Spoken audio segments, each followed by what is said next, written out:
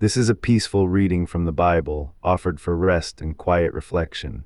May these words bring calm as you listen or fall asleep. Then the Lord said to Abram, "Leave your country, your kindred, and your father's household, and go to the land I will show you. I will make you into a great nation, and I will bless you. I will make your name great so that you will be a blessing. I will bless those who bless you and curse those who curse you, and all the families of the earth will be blessed through you." So Abram departed as the Lord had directed him, and Lot went with him. Abram was 75 years old when he left Haran. And Abram took his wife Sarai, his nephew Lot, and all the possessions and people they had acquired in Haran, and set out for the land of Canaan. When they came to the land of Canaan, Abram traveled through the land as far as the site of the oak of Moreh at Shechem. And at that time the Canaanites were in the land. Then the Lord appeared to Abram and said, "I will give this land to your offspring." So Abram built an altar there to the Lord who had appeared to him. From there Abram moved on to the hill country east of Bethel and pitched his tent, with Bethel to the west and Ai to the east. There he built an altar to the Lord, and he called on the name of the Lord. And Abram journeyed on toward the Negev. Now there was a famine in the land. So Abram went down to Egypt to live there for a while, because the famine was severe. As he was about to enter Egypt, he said to his wife Sarai, "Look, I know that you are a beautiful woman, and when the Egyptians see you they will say, 'This is his wife.' Then they will kill me, but will let you live. Please say you are my sister, so that I will be treated well for your sake, and on account of you my life will be spared." So when Abram entered Egypt, the Egyptians saw that the woman was very beautiful. When Pharaoh's officials saw Sarai, they commended her to him, and she was taken into the palace of Pharaoh. He treated Abram well on her account, and Abram acquired sheep and cattle, male and female donkeys, menservants and maidservants, and camels. The Lord, however, afflicted Pharaoh and his household with severe plagues because of Abram's wife Sarai. So Pharaoh summoned Abram and asked, "What have you done to me? Why didn't you tell me she was your wife? Why did you say she is my sister, so that I took her as my wife? Now then, here is your wife, take her and go." Then Pharaoh gave his men orders concerning Abram, and they sent him away with his wife and all his possessions. So Abram went up out of Egypt into the Negev, he and his wife and all his possessions, and Lot was with him. And Abram had become extremely wealthy in livestock and silver and gold. From the Negev he journeyed from place to place toward Bethel, until he came to the place between Bethel and Ai where his tent had formerly been pitched, to the site where he had built the altar. And there Abram called on the name of the Lord. Now Lot, who was traveling with Abram, also had flocks and herds and tents.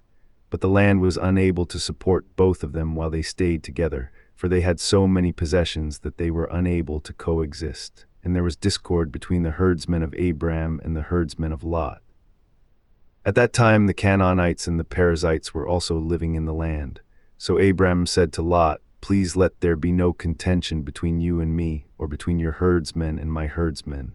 After all, we are brothers. Is not the whole land before you? Now separate yourself from me. If you go to the left, I will go to the right. If you go to the right, I will go to the left." And Lot looked out and saw that the whole plain of the Jordan, all the way to Zoar, was well watered like the garden of the Lord. Like the land of Egypt, this was before the Lord destroyed Sodom and Gomorrah. So Lot chose the whole plain of the Jordan for himself and set out toward the east, and Abram and Lot parted company. Abram lived in the land of Canaan, but Lot settled in the cities of the plain and pitched his tent toward Sodom.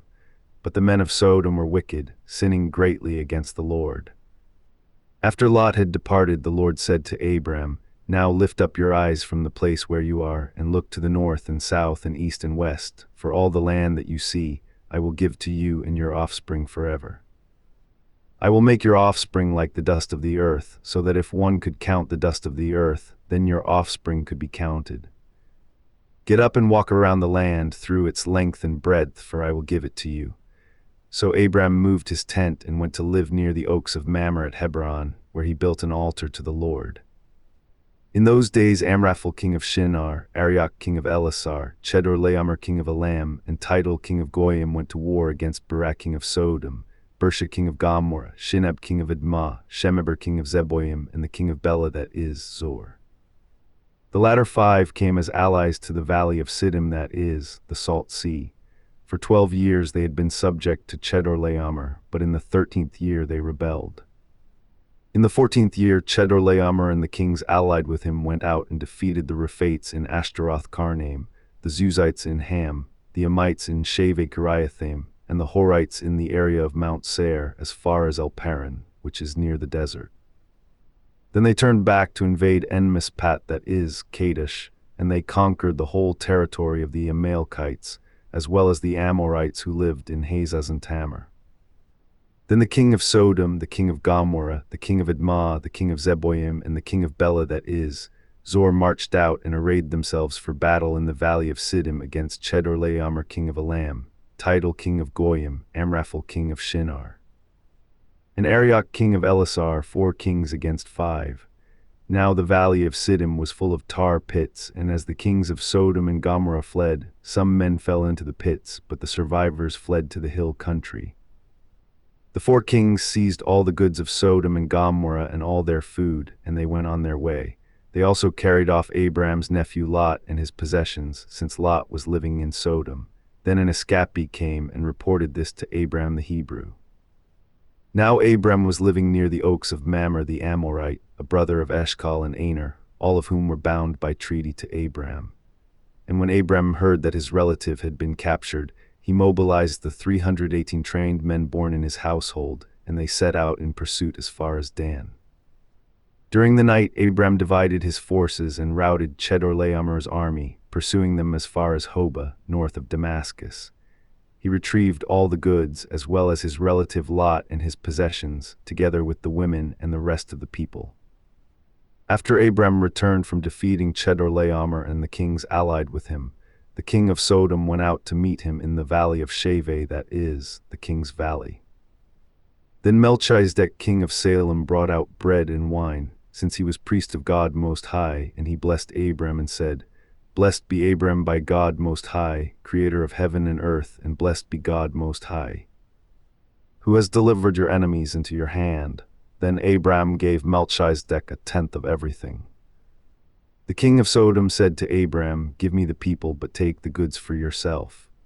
But Abram replied to the king of Sodom, "I have raised my hand to the Lord God Most High, creator of heaven and earth, that I will not accept even a thread or a strap of a sandal, or anything that belongs to you, lest you should say, 'I have made Abram rich.' I will accept nothing but what my men have eaten, and the share for the men who went with me, Aner, Eshcol, and Mamre.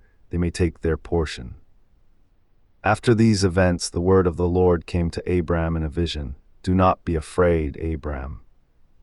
I am your shield, your very great reward." But Abram replied, "O Lord God, what can you give me, since I remain childless, and the heir of my house is Eliezer of Damascus?" Abram continued, "Behold, you have given me no offspring, so a servant in my household will be my heir." Then the word of the Lord came to Abram, saying, "This one will not be your heir, but one who comes from your own body will be your heir." And the Lord took him outside and said, "Now look to the heavens and count the stars. If you are able," then he told him, "so shall your offspring be." Abram believed the Lord, and it was credited to him as righteousness. The Lord also told him, "I am the Lord who brought you out of Ur of the Chaldeans to give you this land to possess." But Abram replied, "Lord God, how can I know that I will possess it?" And the Lord said to him, "Bring me a heifer, a goat, and a ram, each 3 years old, along with a turtle dove and a young pigeon." So Abram brought all these to him, split each of them down the middle, and laid the halves opposite each other. The birds, however, he did not cut in half, and the birds of prey descended on the carcasses, but Abram drove them away. As the sun was setting, Abram fell into a deep sleep, and suddenly great terror and darkness overwhelmed him. Then the Lord said to Abram, "Know for certain that your descendants will be strangers in a land that is not their own, and they will be enslaved and mistreated 400 years. But I will judge the nation they serve as slaves, and afterward they will depart with many possessions. You, however, will go to your fathers in peace and be buried at a ripe old age. In the 4th generation your descendants will return here, for the iniquity of the Amorites is not yet complete." When the sun had set and darkness had fallen, behold, a smoking firepot and a flaming torch appeared and passed between the halves of the carcasses. On that day the Lord made a covenant with Abram, saying, "To your descendants I have given this land, from the river of Egypt to the great river Euphrates, the land of the Kenites, Kenizzites, Cadmonites, Hittites, Perizzites, Rephaites, Amorites, Canaanites, Girgashites, and Jebusites." Now Abram's wife Sarai had borne him no children, but she had an Egyptian maidservant named Hagar. So Sarai said to Abram, "Look now, the Lord has prevented me from bearing children. Please go to my maidservant, perhaps I can build a family by her." And Abram listened to the voice of Sarai. So after he had lived in Canaan for 10 years, his wife Sarai took her Egyptian maidservant Hagar and gave her to Abram to be his wife. And he slept with Hagar, and she conceived. But when Hagar realized that she was pregnant, she began to despise her mistress. Then Sarai said to Abram, "May the wrong done to me be upon you. I delivered my servant into your arms, and ever since she saw that she was pregnant, she has treated me with contempt. May the Lord judge between you and me." "Here," said Abram, "your servant is in your hands. Do whatever you want with her." Then Sarai treated Hagar so harshly that she fled from her. Now the angel of the Lord found Hagar by a spring of water in the desert, the spring along the road to Shur. "Hagar, servant of Sarai," he said, "where have you come from and where are you going?" "I am running away from my mistress Sarai," she replied. So the angel of the Lord told her, "Return to your mistress and submit to her authority." Then the angel added, "I will greatly multiply your offspring so that they will be too numerous to count." The angel of the Lord proceeded, "Behold, you have conceived and will bear a son. And you shall name him Ishmael, for the Lord has heard your cry of affliction. He will be a wild donkey of a man, and his hand will be against everyone, and everyone's hand against him. He will live in hostility toward all his brothers."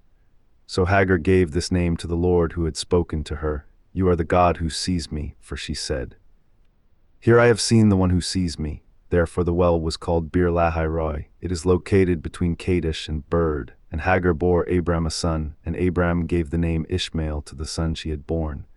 Abram was 86 years old when Hagar bore Ishmael to him. When Abram was 99 years old, the Lord appeared to him and said, "I am God Almighty. Walk before me and be blameless. I will establish my covenant between me and you, and I will multiply you exceedingly." Then Abram fell face down, and God said to him, "As for me, this is my covenant with you. You will be the father of many nations.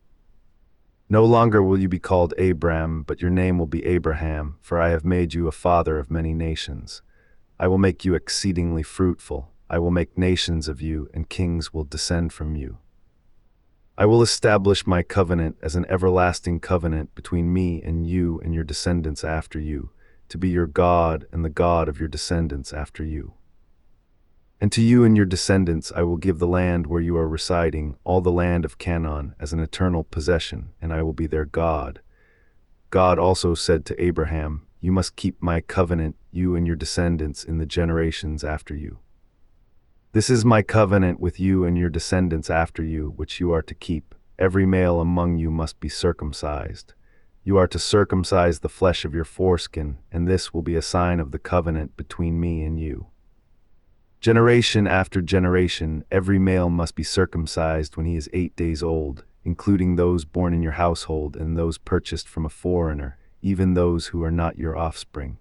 Whether they are born in your household or purchased, they must be circumcised.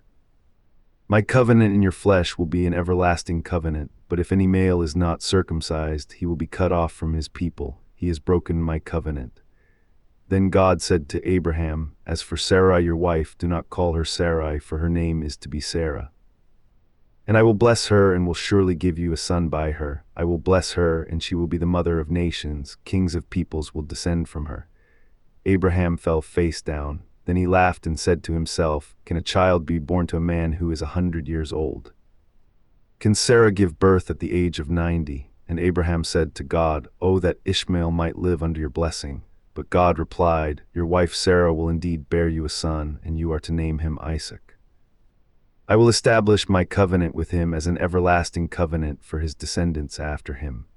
As for Ishmael, I have heard you, and I will surely bless him. I will make him fruitful and multiply him greatly. He will become the father of 12 rulers, and I will make him into a great nation. But I will establish my covenant with Isaac, whom Sarah will bear to you at this time next year."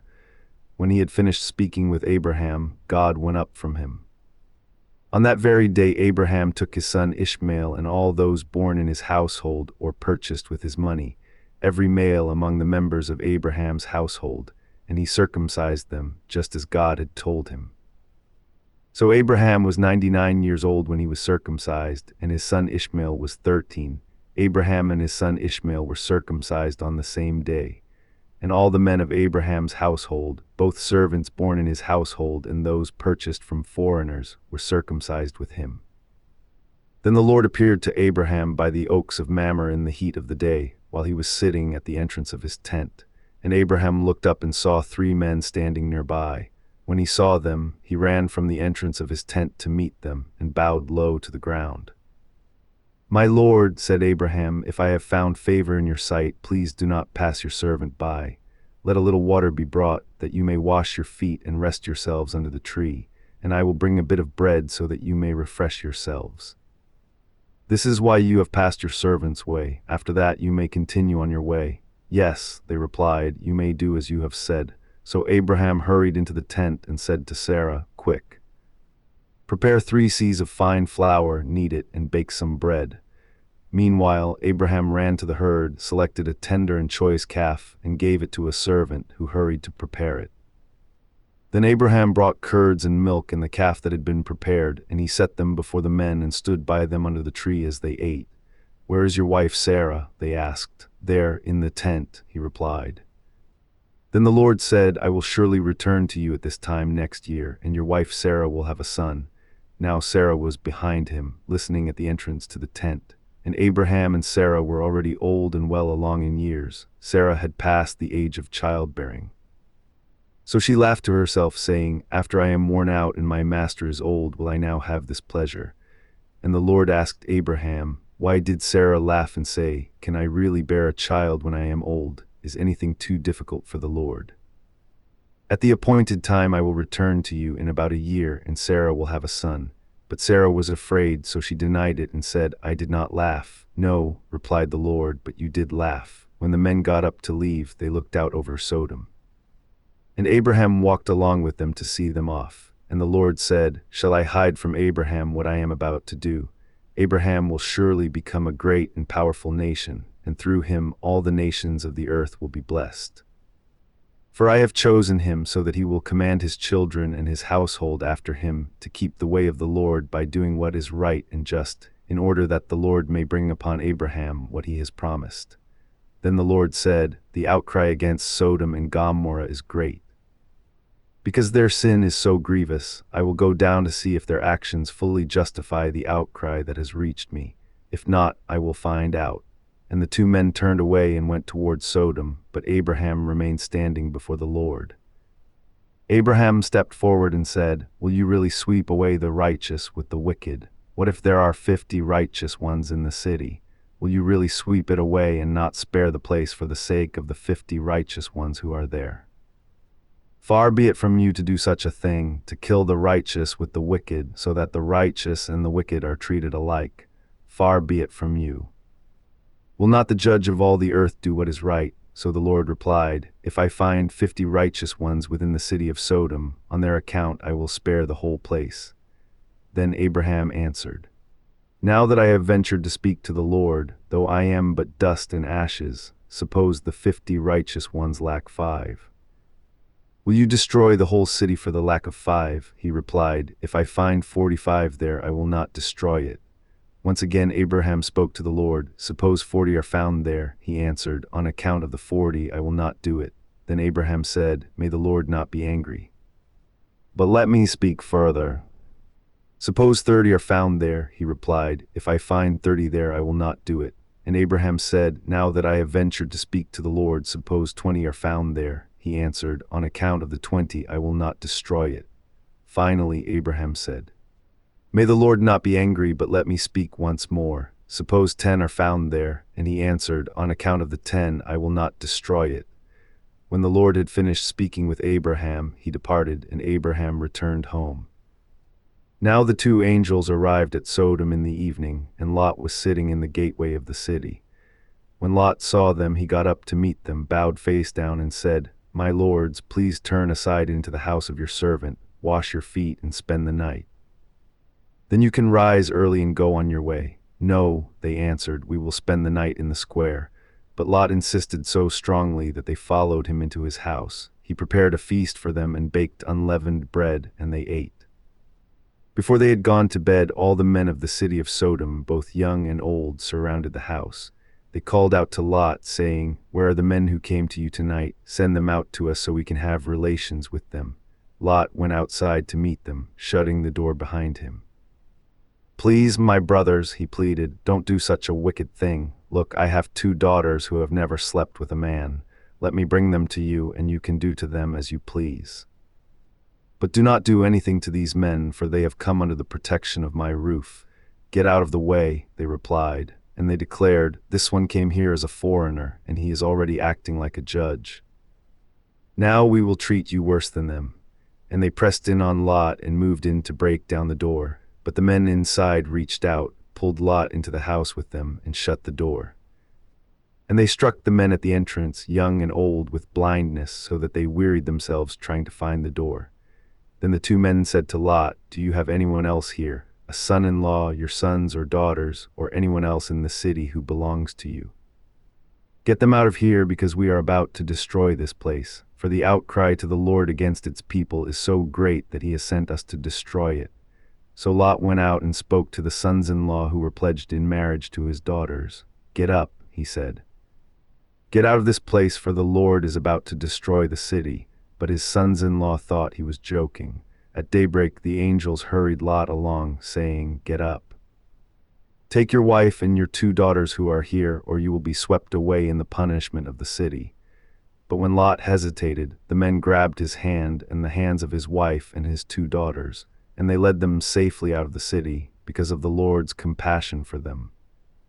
As soon as the men had brought them out, one of them said, "Run for your lives, do not look back, and do not stop anywhere on the plain. Flee to the mountains, or you will be swept away." But Lot replied, "No, my lords, please. Your servant has indeed found favor in your sight, and you have shown me great kindness by sparing my life. But I cannot run to the mountains. The disaster will overtake me, and I will die. Look, there is a town nearby where I can flee, and it is a small place. Please let me flee there. Is it not a small place? Then my life will be saved." "Very well," he answered, "I will grant this request as well, and will not demolish the town you indicate. Hurry, run there quickly, for I cannot do anything until you reach it." That is why the town was called Zor. And by the time the sun had risen over the land, Lot had reached Zor. Then the Lord rained down sulfur and fire on Sodom and Gomorrah from the Lord out of the heavens. Thus he destroyed these cities and the entire plain, including all the inhabitants of the cities and everything that grew on the ground. But Lot's wife looked back, and she became a pillar of salt. Early the next morning, Abraham got up and returned to the place where he had stood before the Lord.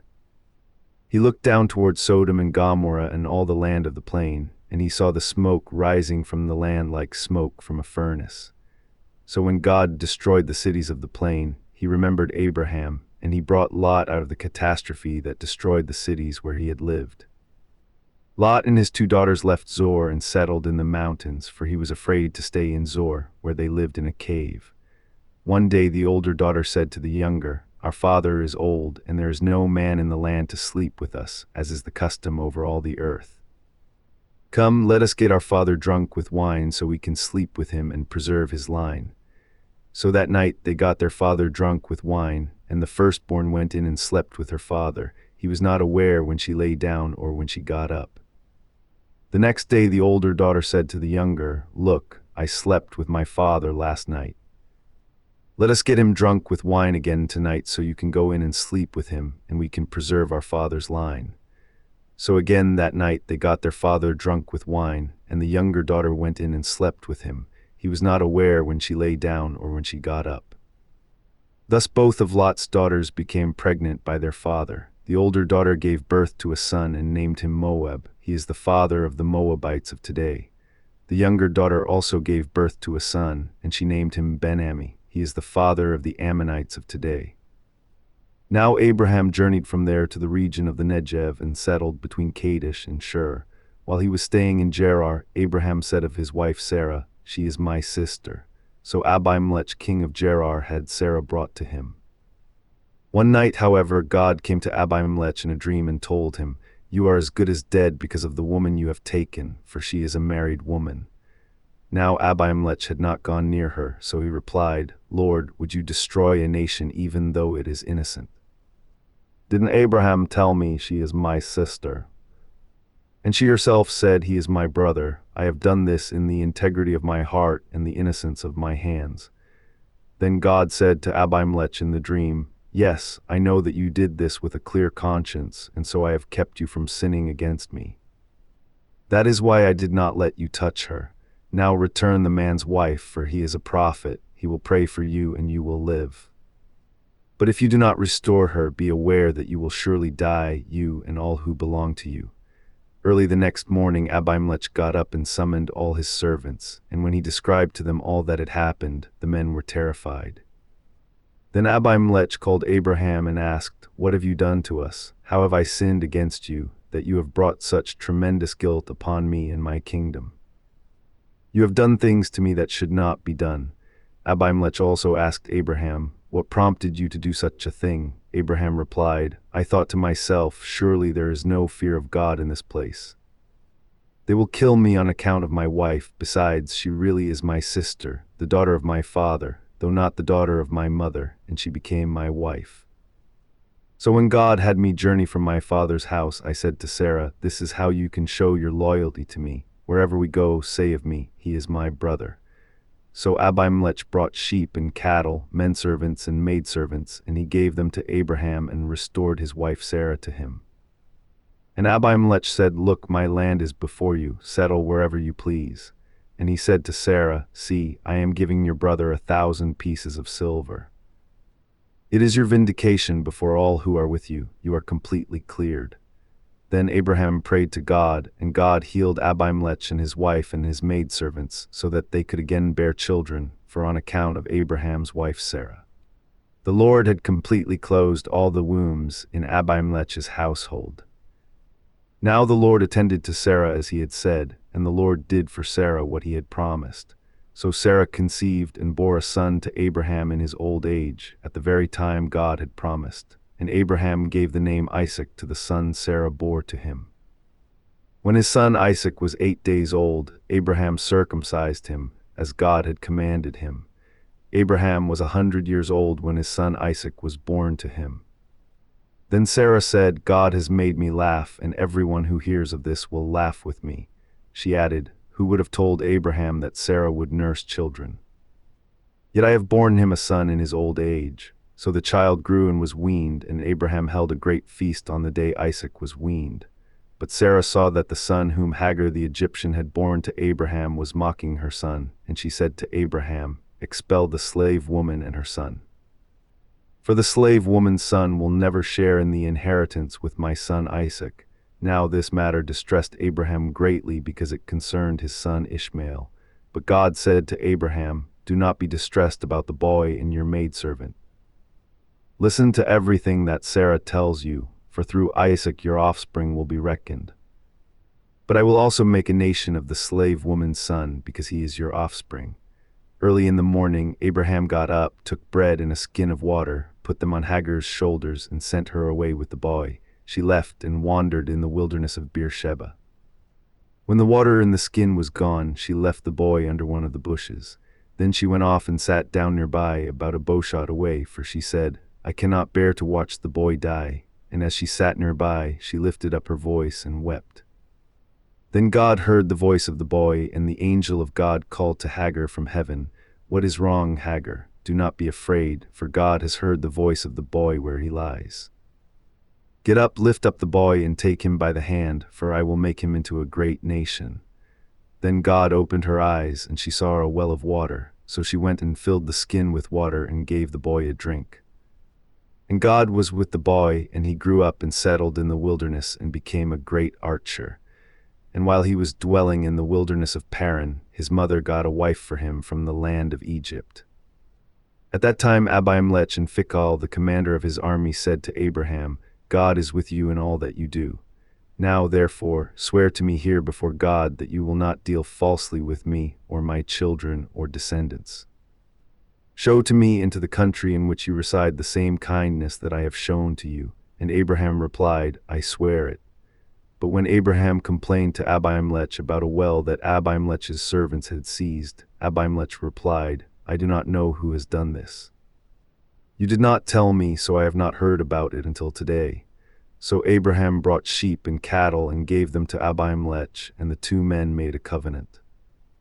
Abraham separated 7 ewe lambs from the flock, and Abimelech asked him, Why have you set apart these 7 ewe lambs? He replied, You are to accept the 7 ewe lambs from my hand as my witness that I dug this well.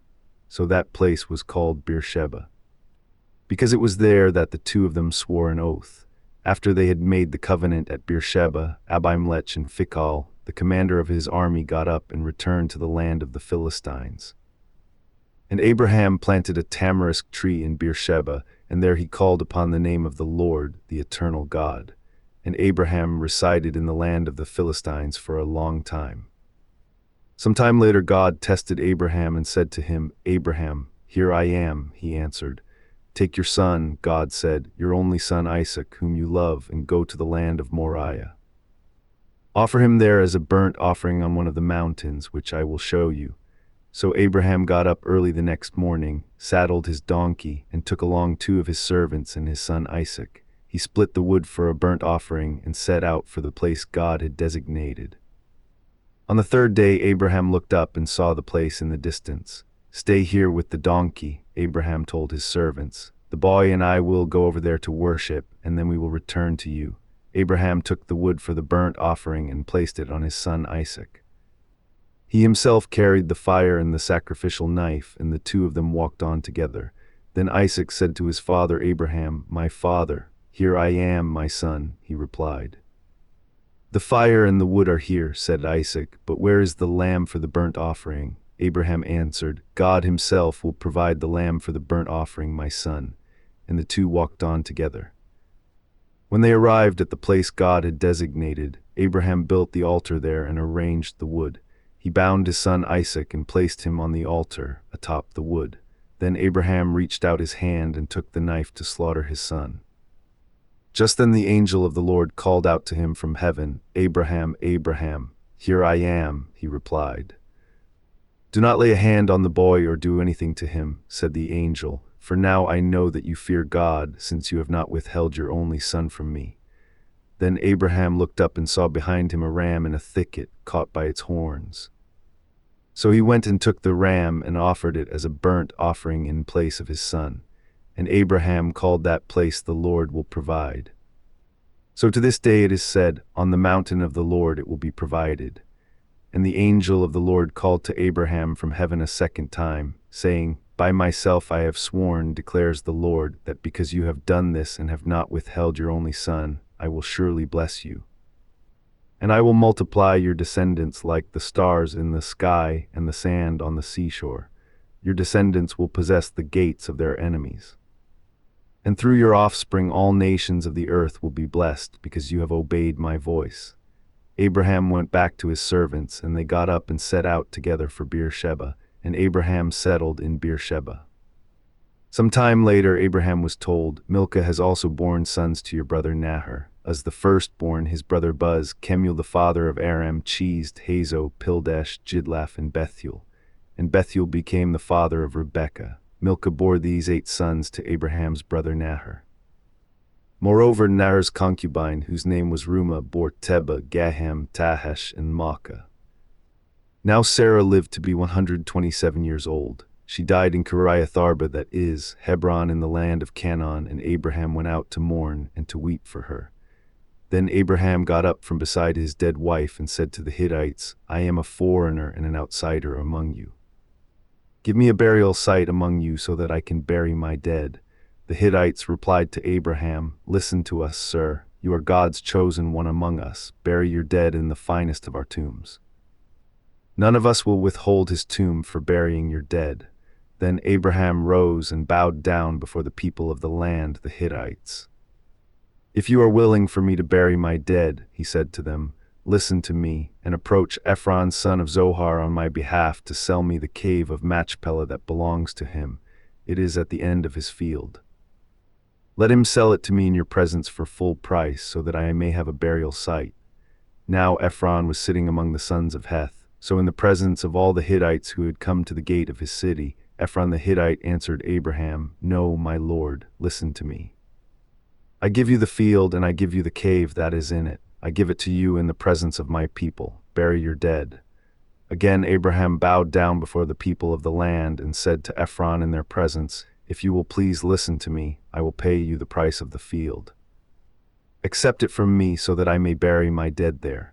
Ephron answered Abraham, Listen to me, my lord. The land is worth 400 shekels of silver, but what is that between you and me? Bury your dead. Abraham agreed to Ephron's terms and weighed out for him the price he had named in the hearing of the Hittites, 400 shekels of silver, according to the standard of the merchants. So Ephron's field at Machpelah near Mamre, the cave that was in it, and all the trees within the boundaries of the field were deeded over to Abraham's possession in the presence of all the Hittites who had come to the gate of his city. After this, Abraham buried his wife Sarah in the cave of the field at Machpelah near Mamre, that is, Hebron in the land of Canaan. So the field and its cave were deeded by the Hittites to Abraham as a burial site. By now Abraham was old and well along in years, and the Lord had blessed him in every way. So Abraham instructed the chief servant of his household, who managed all he owned, Place your hand under my thigh, and I will have you swear by the Lord, the God of heaven and the God of earth, that you will not take a wife for my son from the daughters of the Canaanites among whom I am dwelling, but will go to my country and my kindred to take a wife for my son Isaac. The servant asked him, What if the woman is unwilling to follow me to this land? Shall I then take your son back to the land from which you came? Abraham replied, Make sure that you do not take my son back there. The Lord, the God of heaven, who brought me from my father's house and my native land, who spoke to me and promised me on oath, saying, To your offspring I will give this land. He will send his angel before you so that you can take a wife for my son from there. And if the woman is unwilling to follow you, then you are released from this oath of mine. Only do not take my son back there. So the servant placed his hand under the thigh of his master Abraham and swore an oath to him concerning this matter. Then the servant took 10 of his master's camels and departed with all manner of good things from his master in hand. And he set out for Nahor's hometown in Aram Naharaim. As evening approached, he made the camels kneel down near the well outside the town at the time when the women went out to draw water. O Lord, God of my master Abraham, he prayed, please grant me success today and show kindness to my master Abraham. Here I am, standing beside the spring, and the daughters of the townspeople are coming out to draw water. Now may it happen that the girl to whom I say, Please let down your jar that I may drink, and who responds, Drink, and I will water your camels as well, let her be the one you have appointed for your servant Isaac. By this I will know that you have shown kindness to my master. Before the servant had finished praying, Rebekah came out with her jar on her shoulder. She was the daughter of Bethuel son of Milcah, the wife of Abraham's brother Nahor.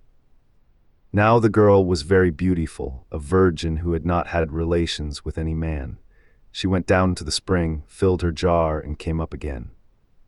So the servant ran to meet her and said, Please let me have a little water from your jar. Drink, my lord, she replied, and she quickly lowered her jar to her hands and gave him a drink. After she had given him a drink, she said, I will also draw water for your camels until they have had enough to drink. And she quickly emptied her jar into the trough and ran back to the well to draw water until she had drawn water for all his camels. Meanwhile, the man watched her silently to see whether or not the Lord had made his journey a success. And after the camels had finished drinking, he took out a gold ring weighing a bikah and 2 gold bracelets for her wrists weighing 10 shekels. Whose daughter are you? He asked. Please tell me, is there room in your father's house for us to spend the night? She replied, I am the daughter of Bethuel, the son that Milcah bore to Nahor. Then she added, We have plenty of straw and feed, as well as a place for you to spend the night. Then the man bowed down and worshipped the Lord, saying, Blessed be the Lord, the God of my master Abraham, who has not withheld his kindness and faithfulness from my master. As for me, the Lord has led me on the journey to the house of my master's relatives. The girl ran and told her mother's household about these things. Now Rebekah had a brother named Laban, and he rushed out to the man at the spring. As soon as he saw the ring and the bracelets on his sister's wrists and heard Rebekah's words, the man said this to me. He went and found the man standing by the camels near the spring. Come, you who are blessed by the Lord, said Laban. Why are you standing out here? I have prepared the house and a place for the camels. So the man came to the house, and the camels were unloaded. Straw and feed were brought to the camels, and water to wash his feet and the feet of his companions. Then a meal was set before the man, but he said, I will not eat until I have told you what I came to say. So Laban said, Please speak. I am Abraham's servant, he replied. The Lord has greatly blessed my master, and he has become rich.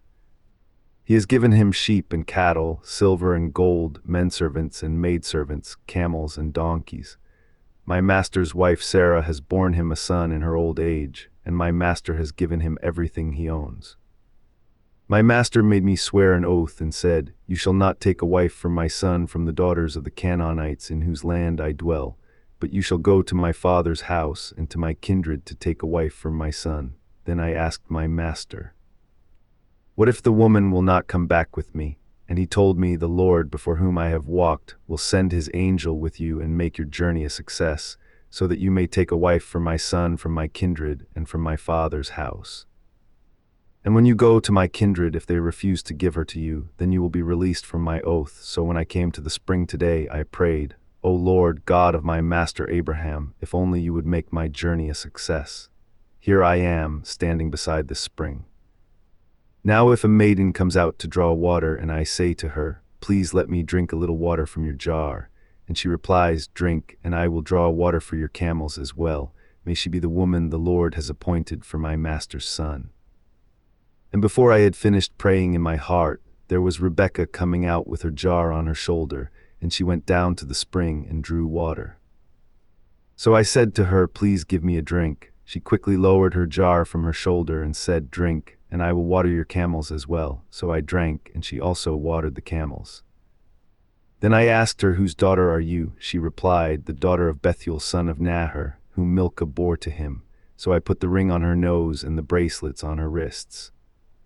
Then I bowed down and worshipped the Lord, and I blessed the Lord, the God of my master Abraham, who led me on the right road to take the granddaughter of my master's brother for his son. Now if you will show kindness and faithfulness to my master, tell me, but if not, let me know so that I may go elsewhere. Laban and Bethuel answered, This is from the Lord, we have no choice in the matter. Rebekah is here before you. Take her and go, and let her become the wife of your master's son, just as the Lord has decreed. When Abraham's servant heard their words, he bowed down to the ground before the Lord. Then he brought out jewels of silver and gold, and articles of clothing, and he gave them to Rebekah. He also gave precious gifts to her brother and her mother. Then he and the men with him ate and drank and spent the night there. When they got up the next morning, he said, Send me on my way to my master. But her brother and mother said, Let the girl remain with us 10 days or so. After that she may go. But he replied, Do not delay me, since the Lord has made my journey a success. Send me on my way so that I may go to my master. So they said, We will call the girl and ask her opinion. They called Rebekah and asked her, Will you go with this man? I will go, she replied. So they sent their sister Rebekah on her way, along with her nurse and Abraham's servant and his men. And they blessed Rebekah and said to her, Our sister, may you become the mother of thousands upon thousands. May your offspring possess the gates of their enemies. Then Rebekah and her servant girls got ready, mounted the camels, and followed the man. So the servant took Rebekah and left. Now Isaac had just returned from Beer-lahai-roi, for he was living in the Negev. Early in the evening, Isaac went out to the field to meditate, and looking up, he saw the camels approaching. And when Rebekah looked up and saw Isaac, she got down from her camel and asked the servant, Who is that man in the field coming to meet us? It is my master, the servant answered. So she took her veil and covered herself. Then the servant told Isaac all that he had done, And Isaac brought her into the tent of his mother Sarah and took Rebekah as his wife. And Isaac loved her and was comforted after his mother's death. Now Abraham had taken another wife named Keturah, and she bore him Zimran, Jokshan, Medan, Midian, Ishbak, and Shua. Jokshan was the father of Sheba and Dedan, and the sons of Dedan were the Ashurites, the Letushites, and the Lumites. The sons of Midian were Ephah, Epher, Hanok, Abida, and Eldah. All these were descendants of Keturah. Abraham left everything he owned to Isaac, but while he was still alive, Abraham gave gifts to the sons of his concubines and sent them away from his son Isaac to the land of the east. Abraham lived a total of 175 years, and at a ripe old age he breathed his last and died, old and contented, and was gathered to his people. His sons Isaac and Ishmael buried him in the cave of Machpelah near Mamre, in the field of Ephron son of Zohar the Hittite. This was the field that Abraham had bought from the Hittites. Abraham was buried there with his wife Sarah. After Abraham's death, God blessed his son Isaac, who lived near Beer-lahai-roi. This is the account of Abraham's son Ishmael, whom Hagar the Egyptian, Sarah's maidservant, bore to Abraham. These are the names of the sons of Ishmael in the order of their birth. Nebaioth, the firstborn of Ishmael, then Kedar, Idbeel, Mibsam, Mishma, Duma, Massa, Hadad, Tema, Jeter, Naphish, and Kedemah. These were the sons of Ishmael, and these were their names by their villages and encampments, 12 princes of their tribes. Ishmael lived a total of 137 years. Then he breathed his last and died, and was gathered to his people. Ishmael's descendants settled from Havilah to Shur, which is near the border of Egypt as you go toward Assur, and they lived in hostility toward all their brothers. This is the account of Abraham's son Isaac. Abraham became the father of Isaac, and Isaac was 40 years old when he married Rebekah, the daughter of Bethuel the Aramean from Paddan Aram, and the sister of Laban the Aramean. Later, Isaac prayed to the Lord on behalf of his wife, because she was barren. And the Lord heard his prayer, and his wife Rebekah conceived. But the children inside her struggled with each other, and she said, "Why is this happening to me?" So Rebekah went to inquire of the Lord, and he declared to her, "Two nations are in your womb, and two peoples from within you will be separated. One people will be stronger than the other, and the older will serve the younger." When her time came to give birth, there were indeed twins in her womb. The first one came out red, covered with hair like a fur coat, so they named him Esau. After this, his brother came out grasping Esau's heel, so he was named Jacob. And Isaac was 60 years old when the twins were born. When the boys grew up, Esau became a skillful hunter, a man of the field, while Jacob was a quiet man who stayed at home. Because Isaac had a taste for wild game, he loved Esau, but Rebekah loved Jacob. One day while Jacob was cooking some stew, Esau came in from the field and was famished. He said to Jacob, "Let me eat some of that red stew, for I am famished." That is why he was also called Edom. "First sell me your birthright," Jacob replied. "Look," said Esau, "I am about to die, so what good is a birthright to me?" "Swear to me first," Jacob said. So Esau swore to Jacob and sold him the birthright. Then Jacob gave some bread and lentil stew to Esau, who ate and drank and then got up and went away. Thus Esau despised his birthright.